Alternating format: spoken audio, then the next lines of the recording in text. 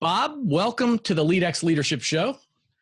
Thank you, Kevin. Great to be with you. Congratulations on the early success of your book. I keep hearing about it and seeing it, and I've got my copy with me and just really so happy for you. No, I appreciate you saying that. It has been a crazy week and means a lot coming from you. We've sort of been online friends for a while. We have a lot of mutual friends, but this is the first time we're chatting. And I always like to start, I call them my selfish questions, things that are curious on my mind, although we'll certainly turn to your new book in a second. And Bob, I read in your introduction, I mean, you've sold literally millions of copies. You're a legend among authors. You are a legend among speakers. So many people like look up to you and what you've done with your speaking career. But how did you get started? Because I think I read somewhere that you actually started in television. Yeah, I did. I started as a radio sportscaster and then a television news anchor, but I really was not very good. It wasn't long before I like to say, graduated into sales. And and it's funny because when I first got into sales, I wasn't very good at it because I had no training, and the company where I first started working, let's say their training was negligible at best. And so I floundered for a while until I was in a bookstore, and this is about 40 years ago now, and I came across books by Zig Ziglar and Tom Hopkins, and I really didn't even know there was such a thing as how to in terms of selling. I didn't know that was, I had not been exposed to it, but got their books. I started just immersing myself in them. And within a very short period of time, my sales began to really go through the roof. And it just showed me it was nothing more than having a system, a methodology. And to this day, I define a system personally as the process of predictably achieving a goal based on a logical and specific set of how-to principles. In other words, the key is predictability. Right. If it's been documented that by doing A, you'll get the desired results of B, then you know you just simply need to do A and continue to do A. You'll eventually get the desired results of B. So that kind of got me started. And then I began to really, it opened up a whole new world for me because I saw that sales was really about personal development. So I began to get all the books and all the tapes. That's how long ago this was, Kevin. Tapes, not CD, not, and really began to I really enjoyed it, and eventually worked my way up to sales manager, and then started teaching people how to do what was working for me, and eventually began speaking and making a business out of it. Yeah, that's great. And I certainly remember the days of tapes. And in fact, I'm in my home office, which is in my basement. And if I really want to do something crazy, I would run 2 storage halls down to grab my old Brian Tracy tapes and Tom Hopkins and certainly Zig and all the rest. And, you know, this has just been on my mind a lot lately. Like, I feel like maybe I'm becoming, my father, like, get off my lawn, kind of thing, because I sort of feel like, is it like we had a growth mindset? We were young and we wanted to learn, we wanted to succeed in our careers. So we would use our own time, use windshield time to listen to tapes and get better. And do you think, I mean, the 20-something-year-olds today, is it the same percentage today as it was back in our day that are learning and are eager, or is something a little different these days? It's probably the same percentage, basically, because I don't think human nature changes. But I would say that because you and I are so aware of it, because to us, personal development is such big parts of our lives, Right. we kind of see that with a filter. And so, when people are not as eager as we were to just grab that information and start, we probably see it as more people than, you know what I'm saying? Yeah, we notice all the ones who aren't grabbing for it. Why aren't you grabbing this stuff? I love that. And so it was through your success personally in sales that I assume at some point you decided, hey, I can start teaching others about this. Yeah.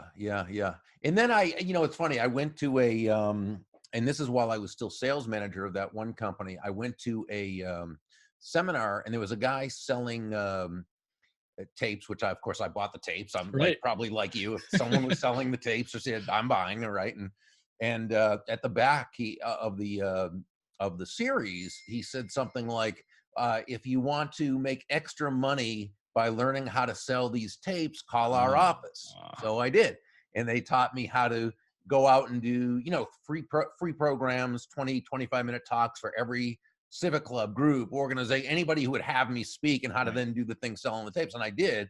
And I think from what they told me, if I don't know personally, but from what they told me, I was their leading tape distributor in the Yeah. country.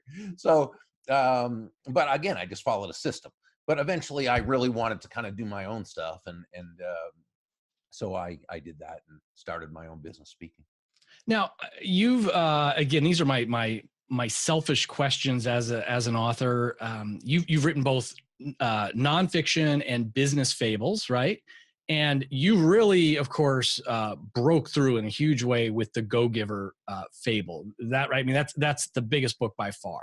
Oh, without question. And that's really due to John David Mann's ability to spin a tale and write a story, because I'm a how-to guy. I'm step 1, step 2, step 3. Okay. In other words, I'm boring.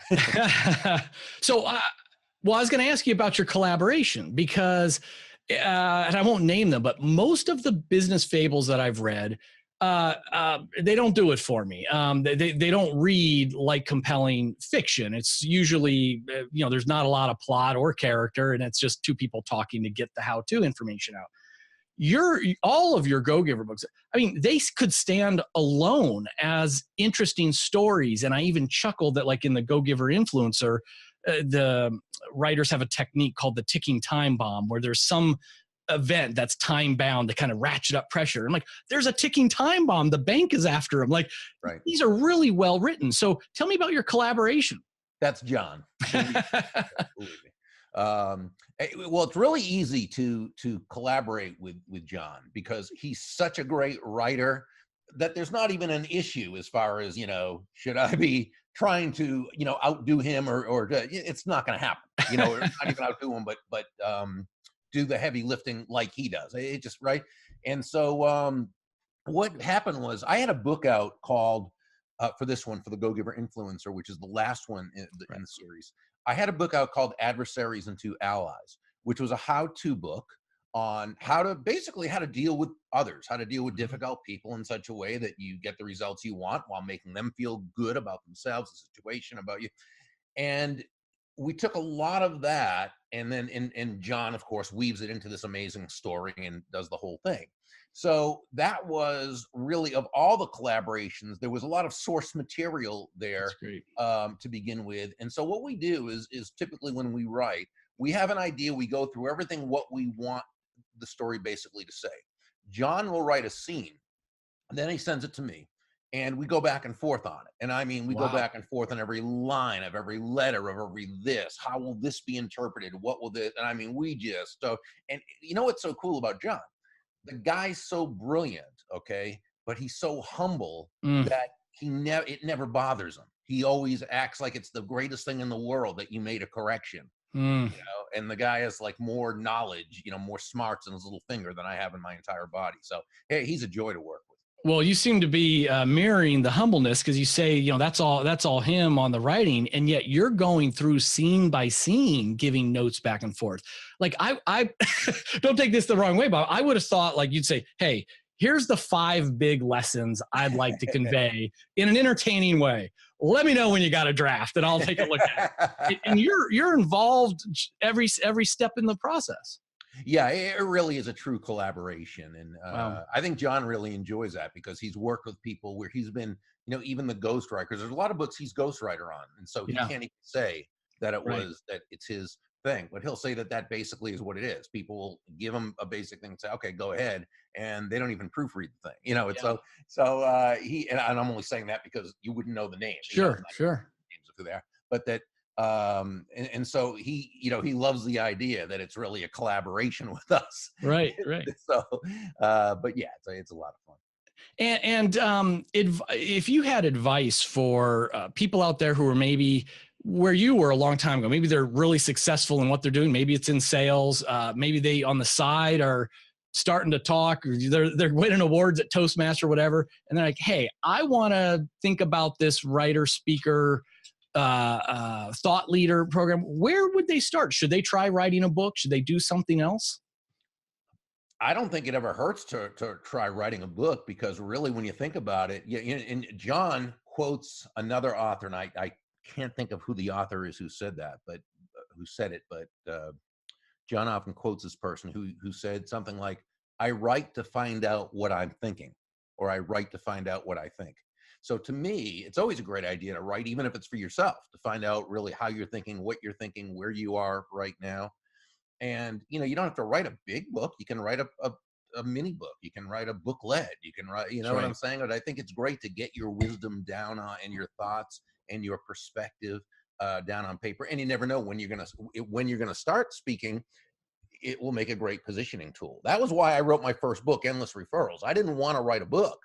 I was at a National Speakers Association convention, 26, 27. I'd been in the business for a few years, and a few of them said, "Burg, if you want to take your career to the next level, get higher fees, be better positioned, make it easier to sell your services, you need to write a book." And that's why I did. So it was totally utilitarian at Right. that point.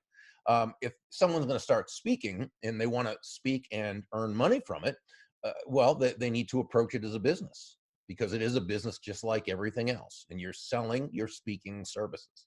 And so, I would say to join National Speakers Association, uh, get books on speaking. Wealthy Speaker 2.0 by Jane Atkinson. Lois Kramer is another one. I can't remember the name of her latest book, but it's brilliant. There's so much information out there on how to have a successful speaking business, that if it's something you really want to do. But remember, just like, the writing the book, as difficult as it is to me, and by the way, I don't like, and I'm not talking about when I'm working with John, that's different. But when I'm writing just a how-to book by myself, I don't like writing. I'm with I you don't on like writing books. that. I like having written, Right. okay? And still, as hard as it is, that's the easy part. The Right. tough part is going out there and selling the book, marketing the book. It's a constant, steady process, and there are how-tos as far as that goes too. Hmm. Hmm. So, I think it's approaching everything you do as a business, and realizing that, other than that kind of outlier 1 in 10 million who can just put something good out there and the world just kind of picks up on it and beats that path to your door, Right. it's not something you can ever depend on, as far as I'm concerned. Yeah. Yeah. No, that's helpful. So, Bob, again, we're here to highlight your newest book, The Go-Giver Influencer. And as successful and prolific as you are personally on social media, we're not talking about Instagram influencer here, right? Like, what's the book about? How do you mean influence and persuasion? Yeah, that's such a great question, because it always begins with a premise, right? And um, when we look at influence on a very, very basic level, we can define influence as simply the ability to move a person or persons to a desired action, usually within the context of a specific goal. By definition, that's influence. But I don't believe that's the essence of influence. The essence of influence is pull as opposed to push, as in the age-old question, how far can you push a rope? Mm-hmm. And the answer is not very, at least not very fast or very effectively, which is why great influencers don't push. Kevin, you never hear people say, "Wow, that David or that Susan, she is so influential. She has a lot of push." No, she's influential. She has a lot of pull with Mm, people. That's what influence is. It's an attraction. mm, Great influencers attract people, first to themselves and then to their ideas. In the story, in the Go-Giver Influencer, you had two people, because in this one, there's two protagonists, two proteges, and two mentors, instead of the mhm. usual one and one. And each of them had something the other wanted. And so it looked like it would be a business marriage made in heaven. Okay. Mhm. It was anything but that. And what it was they were both good people, but Right. they were so focused on themselves and their needs that they just were repelling each other. Instead of attracting each other, they were repelling each other. And they really couldn't understand why, until they met their respective mentors and learned more about the process. Yeah, and I always struggle doing an author interview about like fiction, because I don't want to give anything away, but part of what you talked about right there is, and what made this the story compelling, and also I thought uh, just very unique, is that again, it's without getting into the details. I mean, the book really opens with a first sales call slash negotiation, and it almost could read like a fun HBR case study, because this is like, okay, here's a big business and a small business. Right. Here's a meeting, and you immediately can either relate to one or the other. It wasn't like, oh, this is the bad guy and this is the good guy. It really kind of makes you think. And of course, as the story goes on, you really do see Right. the two sides, which is part of the point. And so let's, in a short format show, we can't dive in too deeply, but walk us through. You've got 5 secrets of genuine influence. Well, just give us a quick summary. Yeah. Well, the first one is to master your emotions. This is so key. It really comes down to this because, if we're ever going to be able to take a potentially negative situation or negative person and turn it into a win for everyone involved, we've got to be in control of our own emotions. Yet, how often do we say and do the very thing that's just so counter to what we really want to accomplish? And well, why? Why would we let our emotions get away from us and control us if we know how counterproductive that is? Well, because we're human beings and we are emotional creatures. We like to think we're logical, and to a certain Right. extent, of course, we are, but we're pretty emotion driven. We make major decisions based on emotion. We back up those emotional decisions with logic. We rationalize, which means we tell ourselves rational lies. We do it all the time. So what we're not saying is, forego your emotions or deny your emotions. First, that would be incongruent with human nature. It's not sustainable, but it's also not necessary. Emotions are a great part of life. They bring us joy. They make life worthwhile. No, um, keep your emotions, but just make sure you're the master of your emotions as opposed to your emotions being the master of you. Or as our great friend, leadership authority Don DeScumaci puts it, take your emotions along for the ride, but make sure you are driving the car. So very important. Yeah, no, and I love that. And of course, the LEADx audience knows that we love language in terms of phrase, and I like that. When we rationalize, we're telling ourselves rational lies. I just love that. I wanted to underscore that for our listeners. And so, master your emotions is really the first step. Mhm. What comes next? Well, it's step into the other person's shoes. Now, which sounds really easy because it's an old saying, right? Step into them, you put yourself in the other person's shoes. And you think, well, maybe it's not so easy when you consider that most of us have different size feet. So we literally can't step into their shoes. We figuratively can't step into their heads because we're not them. We come from different world, different belief systems, different ways of seeing things, right? And so what happens is, and as human beings, we tend to think that other people see the world the same basic way we do. It's not true. It's not true. And conflict is typically the result of 2 or more people seeing the same basic thing from different viewpoints. Okay. So how do you step into their shoes? Well, you ask questions. You don't assume you know what they're thinking because you probably don't. Okay. And they don't know what you're thinking, but they don't know that they don't know what you're thinking. At least you know that you don't know what they're thinking. So you ask questions, and then of course you listen. Listen, not just with your ears. That's the surface listening most of us do. That's listening in order to speak. It's letting them have their 2 cents as long as we can get in our 10 cents. Okay. As one of the mentors says, listen not just with your ears, listen with your eyes, listen with your posture, listen with the back of your neck. In other words, put your entire being into listening. Now, when you do this, 2 great things happen. One is you really do start to understand this person. You've stepped into their shoes and you now know. The other thing, though, is this person feels listened to. They feel acknowledged. They feel heard. They feel understood. The trust in you, the like in you grows. And now you've got a whole different dynamic.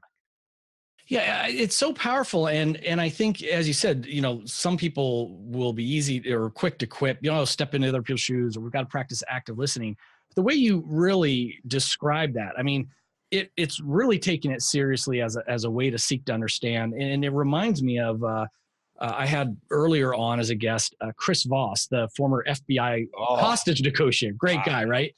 And he spends so much time on this. I mean, he's literally negotiating, with potential murders. In some cases, they were, and he would talk about the little techniques of just, parroting back and doing things, but not as a trick, as truly listening, and that can change the dynamic when they feel heard, or the bank, Yeah. robber, whoever's, when they feel heard, everything changes. So it's not just a trick, and it's not the normal active listening stuff. It's taking it to a deeper level. Yeah. And one of my favorite from the book that the coaches in the book talk about is the importance of setting the frame. Mm-hmm. And I want you to talk a little bit about that, including how do we set the frame that's not in sort of a contrived, manipulative way? Because I think some salespeople or when they negotiate, it's, let me sit in the chair that's higher than the other person's chair. Let me put the sun behind me so the sun's in their eyes.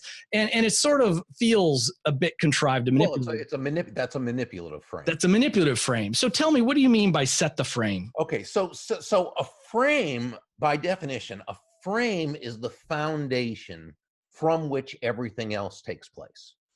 Thus, when the frame has been set properly, you're really 80 to 90% of the way to what you want. Now, let me give you very quickly an example of the favorite frame setting I ever saw in my life. Had nothing to do with business, yet it has everything to do with it. I was at a local Dunkin' Donuts where I live, and in the store there was a little toddler, probably about 2.5 years old. He's running around the restaurant, and his parents call him over to the table.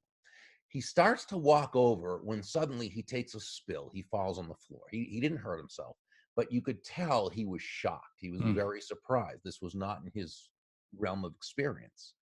So the first thing he does, of course, is what? He looks at his parents. He looks to the two people he trusts most in order to get their interpretation of the event. Okay. Now, I truly believe that had the parents begun to panic and get upset and start, oh no, are you okay, my little baby? Oh, right, he'd have started to cry. Right. They just handled it so beautifully.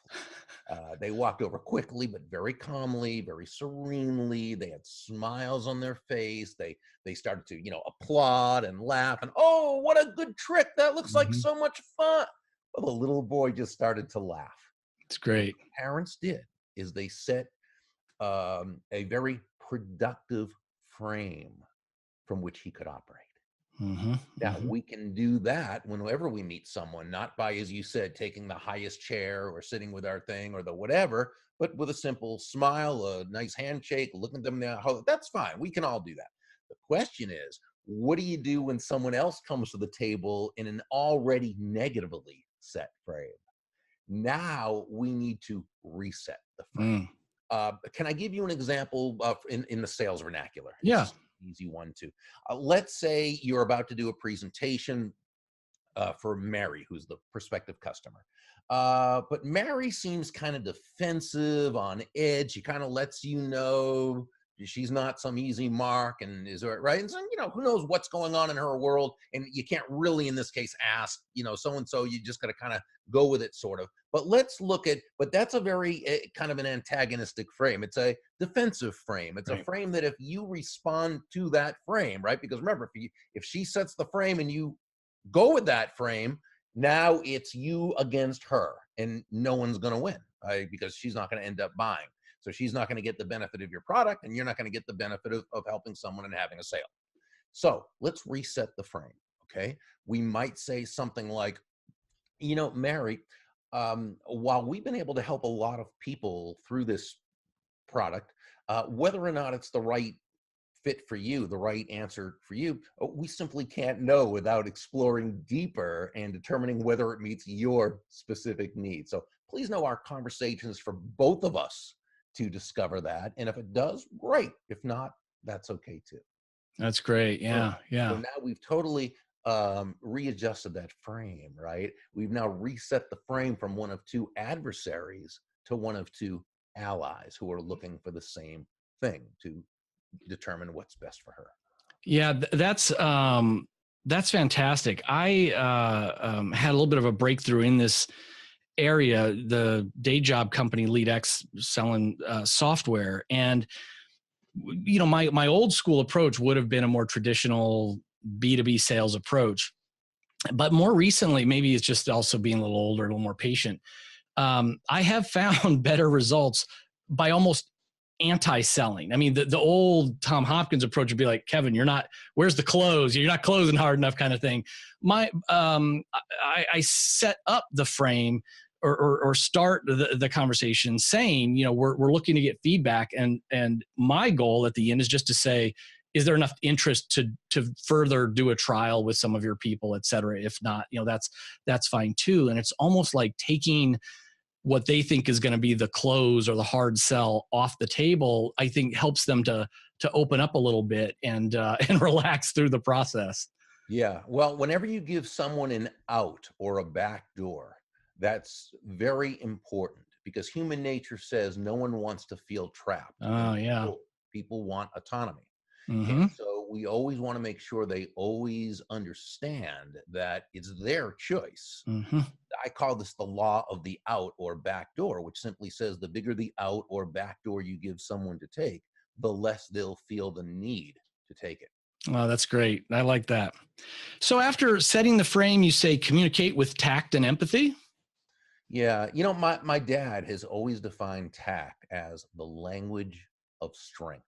Mm, And I've always enjoyed that because it does take strength to operate with tact, to, as Zig Ziglar used to say, respond instead of react, right? To not just shoot back that nasty email when you've received an email or someone online who says something political you really disagree with and to just make a comment, but to instead really think first and ask yourself in that little nanosecond that we really have to ask yourself is how I'm about to answer, is it going to add value or detract? Is it going to build this mm. person up or tear them down? Is it going to add to, or is it going to, right? And so yeah, I think tact is very much the language of a strong, a mighty person. Now, tact itself is really the ability to communicate an idea to someone that they may otherwise not enjoy, right? Mm-hmm, But mm-hmm. so in a way that not only are they defensive toward you and resistant to your idea, but they're open to you and they're more receptive of your idea.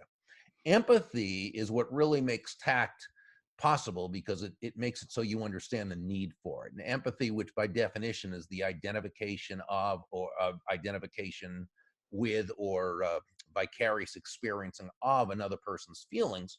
Well, it's sort of just when we were talking earlier, you don't know what's inside another person's head. You really don't know what's inside their heart because you're not them and you haven't necessarily experienced what they have.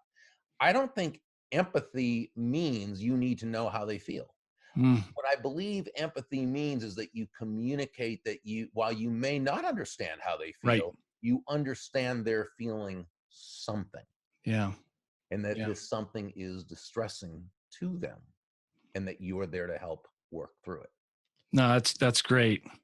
And then to me, perhaps the most powerful one for all areas of life, let go of having to be right. Right. Yeah. And people say, well, what do you mean? This is influence. Aren't you supposed to be right? Don't you want to be right? Of course, absolutely. We're human beings. And not only do we want to be right, we're going to prepare to be right. And we're going to do what it means though, really, is that you lose your attachment. You're letting go of that attachment to having to be right or to make that other person wrong or to have to be 100% right. And when we do this, it actually will make us more influential, not less, because we're able to go into learner's mode. It Mm-hmm. means we understand that we may not know everything about this. And so we open up our mind to opposing ideas. Now, that doesn't mean you have to agree with those ideas Right. or that you don't or that you do. It just means you're open to them and you're going to consider them. This is directly opposite of the person who, it's sort of like, well, my mind's made up. Don't confuse me with the facts. And we see that so often. And not only can that person never know any more than what they already know, people like that typically, as the old saying goes, what they do know probably isn't even true, Right, right? right, right. So there's two things that happen when we let go of having to be right. One is, again, we open ourselves up to actually learning more and being right more often because we have more information. But also, this person we're dealing with, as they come to understand that they're dealing with you who's not just looking to be right for the sake of being right or looking to be right by making them wrong, Mhm. again, they lose their defensiveness, and their liking for you and their trust in you grows, and they're much more likely to be amenable to your ideas. Yeah, this is really important stuff, and I want to highlight it with a certain angle for our listeners. So, in a lot of the more recent shows, I've been talking about personality styles, and there's the 5-factor model of personality, the big 5, and one of them is agreeableness. So, people who are high on agreeableness, as I am, we strive very hard to kind of keep the peace. I want you to be happy. I I would not challenge you, but if it's going to cause any rift, whether it's in family, friends, at work. So it makes it hard for me to give solid feedback if you're on my team. But the opposite, if you're low in agreeableness, you care more about being right and facts and so-called truth. You don't really think about how other people are going to feel about it, and you don't really get triggered by negative emotion.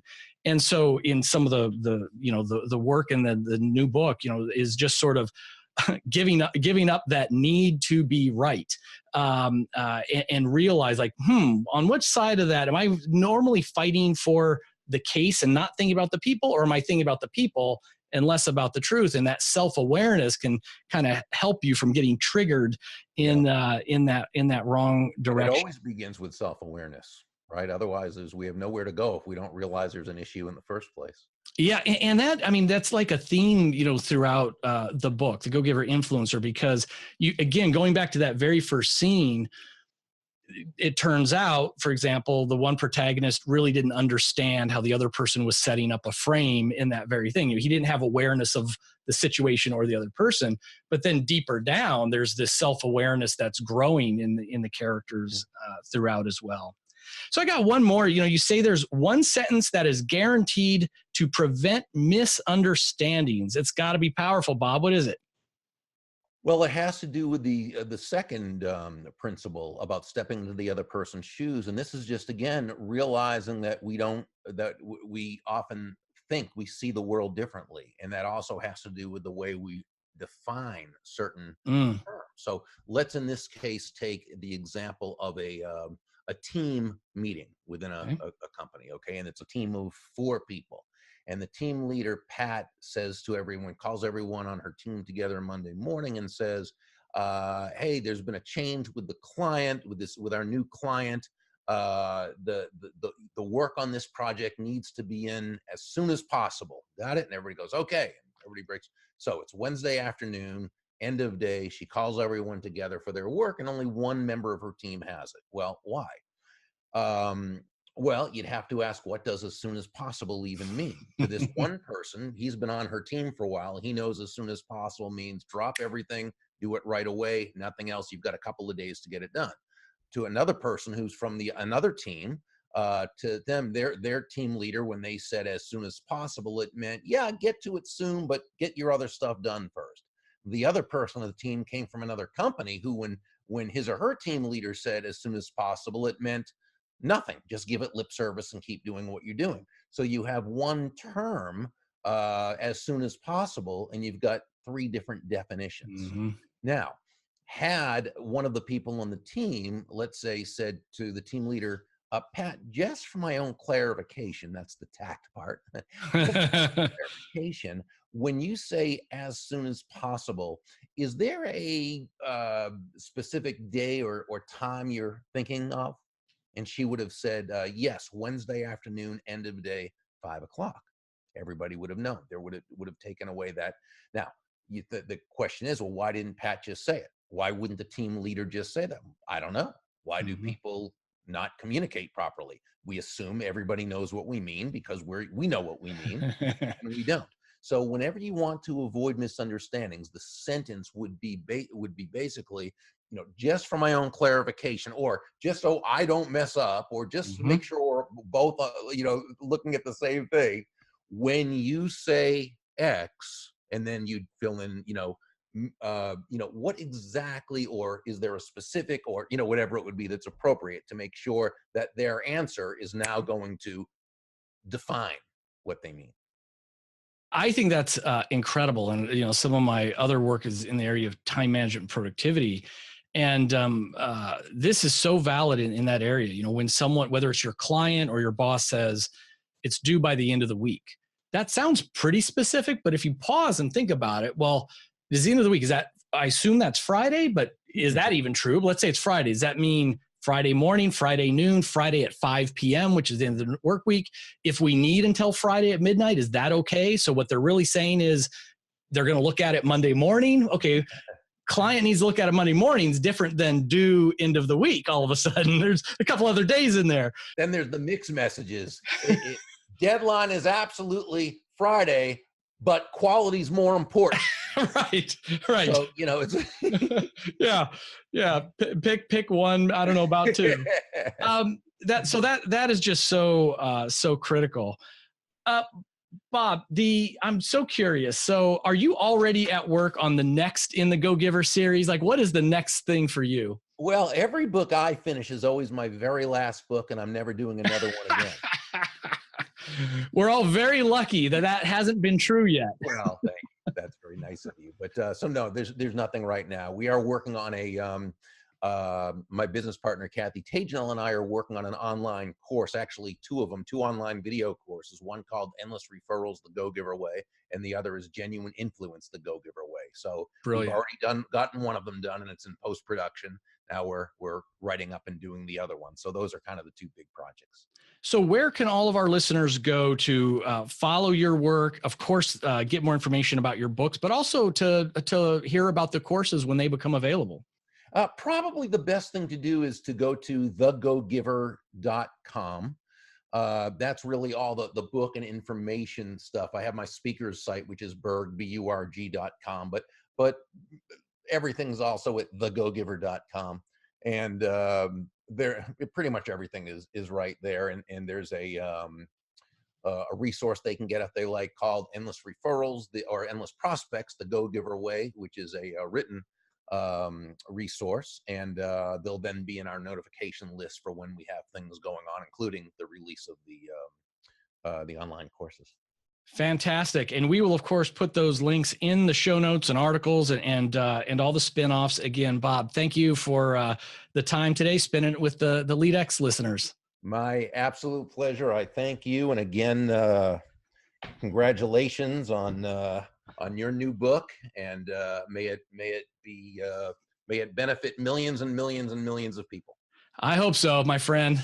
I look up to your the number of people you've been able to reach out to and help. So I'll be chasing you for a while. Thank you, Bob. Thank you. Bye-bye.